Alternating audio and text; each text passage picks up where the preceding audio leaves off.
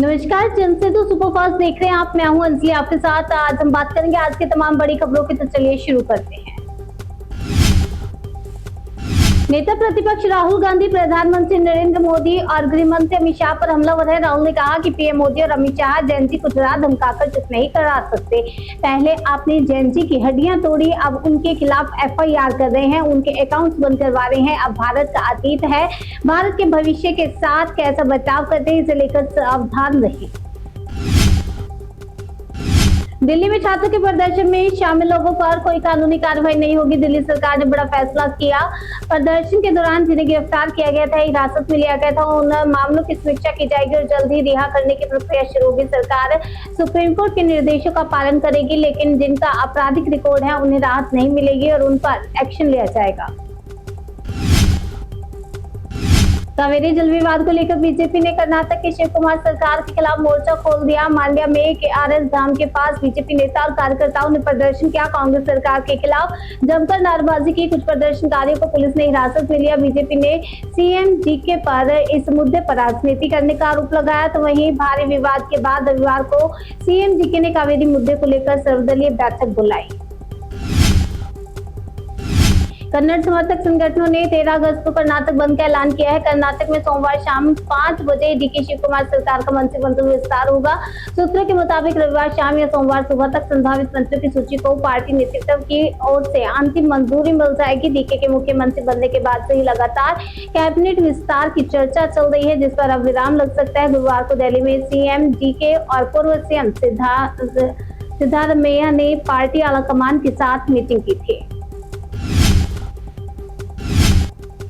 प्रधानमंत्री नरेंद्र मोदी शनिवार को आंध्र प्रदेश और कर्नाटक के दौरे पर रहेंगे। आंध्र के विजयनगर में करीब 18,000 करोड़ से ज्यादा लागत वाली कई विकास परियोजनाओं की आधारशिला रखेंगे। कई कार्यक्रमों का उद्घाटन करेंगे। पीएम मोदी आंध्र की पहली सेमीकंडक्टर मैन्युफैक्चरिंग यूनिट की भी आधारशिला रखेंगे, तो कर्नाटक के मैसूर में श्री रामकृष्ण आश्रम में Swami Vivekananda culture youth centre विवेक स्मारक का उद्घाटन भी करेंगे। पश्चिम बंगाल एसटीएफ ने बरहमपुर से आतंकी संगठन जैश ए मोहम्मद के एक आतंकी हामिद मंजर को गिरफ्तार किया। पुलिस सूत्रों के मुताबिक गिरफ्तार आतंकी पुलवामा हमले के मास्टरमाइंड सज्जाद भट्ट का करीबी है। गुरुवार देर रात ब्रह्मपुर में एक फ्लैट से एसटीएफ ने हामिद को अरेस्ट किया। 2 से 3 महीने में इसी फ्लैट में वह किराए पर रह रहा था। पुलिस ने आतंकी के पास से मोबाइल कुछ दस्तावेज भी बरामद किए। एसटीएफ को शक है कि आतंकी हामिद से ममता बनर्जी पर हमला करने की फिराक में था। अमेरिकी जांच एजेंसी एफबीआई ने एक और भारतीय नागरिक को अपनी मोस्ट वांटेड लिस्ट में शामिल किया है। एफबीआई ने गुरप्रीत सिंह नाम के शख्स को इस लिस्ट में शामिल किया है। एफबीआई के मुताबिक गुरप्रीत पंजाब के कुख्यात गैंगस्टर और ड्रग माफिया जग्गू भगवानपुरिया के इंटरनेशनल क्रिमिनल नेटवर्क का सदस्य है। ये गैंग कैलिफोर्निया के सेंट्रल डिस्ट्रिक्ट समेत अमेरिका के कई इलाकों में ड्रग्स और हथियारों की सप्लाई का काम करता है। कर्नाटक और पंजाब के बाद ओडिशा में भी पेपर लीक का मामला सामने आया। ओडिशा मेडिकल पीजी परीक्षा को लेकर ये जानकारी है कि पेपर लीक हुआ है। व्हाट्सएप ग्रुप के जरिए पेपर लीक होने के आरोप में शिकायत मिलने के बाद पुलिस प्रशासन और जांच एजेंसी इस मामले की तह तक पहुंचने में जुट गई है। कुछ व्हाट्सएप नंबर से परीक्षा के दौरान उत्तर भी भेजे जाने की शिकायत मिली है। मध्य प्रदेश में चीटिंग का हाईटेक मॉडल से पर्दाफाश हुआ है। छिंदवाड़ा में दर्ज लेकर निजी कॉलेज में बच्चों ने परीक्षा में चैट जीपीटी के जरिए चीटिंग की। खुलासा विश्वविद्यालय में कॉपियों के मूल्यांकन के दौरान हुआ। दर्ज लेकर आंसर शीट के लास्ट में लिखा था। पूरे उत्तर का वीडियो देखने के लिए लिंक पर क्लिक करें। कॉपी चेक कर रहे शिक्षक की नजर जैसे ही इस पर पड़ी वह हैरान रह गए। इसके बाद शिक्षक ने दूसरी कॉपी की जाँच शुरू की तो ज्यादातर पर यही लाइन लिखी मिली। टीचर की शिकायत पर यूनिवर्सिटी ने फिलहाल कॉलेज के रिजल्ट को रोक दिया है। पश्चिम बंगाल के ब्रिहम में मीनार मंजिल के यहाँ छापेमारी में बरामद कैश और गोल्ड के मामले में बड़ा खुलासा हुआ है। पुलिस सूत्रों के मुताबिक सारी रकम टुल्लू मंडल उर्फ मोहम्मद नजीबुद्दीन की है। टुल्लू मंडल स्टोन खदान में क्रशर पत्थर तोड़ने बेचने का कारोबार करता है। आरोप है कि सरकार के टैक्स का पैसा सरकारी खजाने में जमा कराने के बजाय टुल्लू मंडल ने हड़प लिया। टुल्लू ने स्टोन कारोबारियों को जो रेवेन्यू के तौर पर पैसा वसूल किया, उसके बदले में नकली रसीद दी और करोड़ों रुपए की अवैध वसूली की। गुजरात में बाढ़ बारिश से हाहाकार। पंचमहल जिले में मूसलाधार बारिश के बाद चारों ओर पानी ही पानी, सड़कें तालाब में बदल गई। आसमान में काले घने बादल छाए हुए हैं। भारी बारिश के चलते कई इलाकों में विजिबिलिटी लो है। सड़कों पर भीषण जल जमाव की वजह से यातायात पूरी तरह से प्रभावित है। निचले इलाकों में पानी भरने से जनजीवन भी अस्त व्यस्त है। खराब मौसम और भारी बारिश की वजह से बालटाल बेस कैंप से अमरनाथ यात्रा को अस्थायी रूप से रोक दिया गया है। प्रशासन ने श्रद्धालुओं की सुरक्षा के लिहाज से यात्रा को सस्पेंड करने का फैसला लिया। पिछले 24 घंटों में पूरे यात्रा मार्ग पर लगातार बारिश का दौर रहा। मौसम विभाग के अनुसार यात्रा के दोनों प्रमुख मार्गों पहलगाम और बालटाल में रुक रुक कर तेज बारिश हो रही है, लेकिन बालटाल इलाके में बारिश का असर ज्यादा दिख रहा है। ट्रैक पर फिसलन बढ़ गई है, कई जगह पानी भर गया है।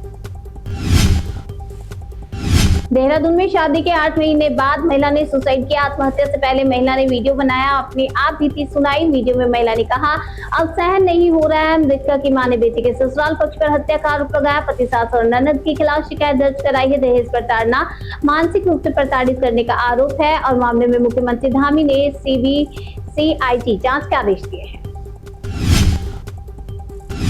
महाराष्ट्र के भिवंडी में दर्दनाक हादसा हुआ। 4 मंजिला इमारत का एक हिस्सा भरभराकर गिर गया, मलबे में तब्दील हो गया, जिसमें 9 लोगों की मौत हो गई। एनडीआरएफ एसडीआरएफ के अलावा स्थानीय प्रशासन की टीम मौके पर राहत बचाव कार्य में जुटी है। इमारत को हालांकि निगम की तरफ से पहले ही बेहद खतरनाक और जर्जर घोषित किया जा चुका था। यूपी के फिरोजाबाद में आईटीसी के गोदाम में भीषण आग लग गई। आग की लपटें दूर दूर तक फैल गई। हादसे के बाद आसपास अफरा तफरी का माहौल था। मौके पर पहुंची दमकल की गाड़ियां 8 की संख्या में थी, जिन्हें कड़ी में शिकस्त करनी पड़ी। इस आग पर काबू पाने के लिए गोदाम के अंदर रखा करोड़ों का नुकसान हुआ। हालांकि किसी तरह की जनहानि नहीं हुई है। यूपी के मिर्जापुर में 2 पंडितों के बीच जमकर लात-घूंस से चले। दरअसल मिर्जापुर स्थित विंध्यवासिनी देवी मंदिर में आपस में 2 पंडित भिड़ गए। दर्शन करने को लेकर गर्भगृह में ही दोनों पंडितों में विवाद शुरू हुआ। बाहर आते ही एक पंडित ने दूसरे पंडित पर हमला कर दिया। मारपीट देख दर्शन करने आए श्रद्धालुओं में अफरा तफरी मच गई। मौके पर मौजूद पुलिस के कर्मियों ने मामले को शांत कराया। इन्हें जब थाने ले जाया गया तो वहां आपसी समझौते के बाद सेटलमेंट हो पाया। यूपी का देवरिया एक मूर्ति को लेकर पुलिस और पब्लिक के बीच जंग के मैदान में बदल गया। लोगों ने पुलिस की टीम पर जमकर पथराव किया, जिसमें कई पुलिसकर्मी घायल हो गए। दरअसल सरकारी जमीन पर प्रतिमा लगाने को लेकर पुलिस और पब्लिक के बीच भिड़ंत हुई थी। सरकारी जमीन पर भीमराव अम्बेडकर की लोगों ने प्रतिमा लगा दी, जिसे हटाने के लिए जब पुलिस पहुंची तो लोगों की तरफ से पथराव हुआ। बाद में पुलिस ने हल्के बल का प्रयोग कर लोगों को खदेड़ा और सरकारी जमीन से प्रतिमा को हटाया। मध्य प्रदेश के नरसिंहपुर में 25 साल की महिला ने अपनी 4 साल की बेटी के साथ ट्रेन से कटकर अपनी जान दे दी। महिला घर से बाजार जाने की बात कहकर निकली और कुछ ही देर बाद रेलवे ट्रैक पर दोनों का शव मिला। सिर धड़ से अलग हो चुका था, 2 टुकड़ों में बंट गया था। मौके पर पहुंची पुलिस ने परिवार को जानकारी दी। पोस्टमार्टम के लिए शव को भेज दिया गया है। पुलिस सुसाइड के एंगल से जांच तो कर रही है।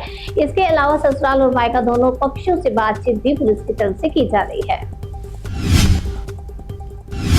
पटना में अवैध नशीली दवाओं के खिलाफ EIB ने बड़ी कार्रवाई की। बैंक कॉलोनी में गुप्त सूचना के आधार पर छापेमार कार्रवाई में एक और स्टोरेज पॉइंट्स में भारी मात्रा में नशीली दवाएं मिली हैं। छापेमारी में कुल 20 कार्टन में रखी 240 बोतलें मिली। इसके अलावा स्पाज्मोप्रॉक्सिवन टैबलेट के 3 कार्टन, टेक्सोजेसिक इंजेक्शन के 24 कार्टन जब्त किए गए हैं। बरामद दवाओं की अनुमानित कीमत करीब 32,71,560 रुपए है। मौके से एक आरोपी को भी गिरफ्तार किया।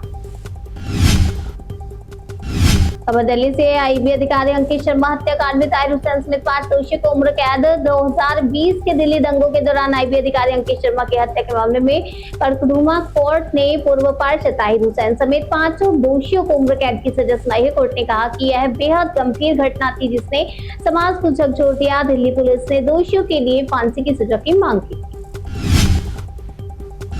जनसित सुपरफास्ट में आज के लिए फिलहाल इतना ही। तब तक के लिए बने रहिए हमारे साथ और देखते रहिए जनसित न्यूज, जन से सरोकार।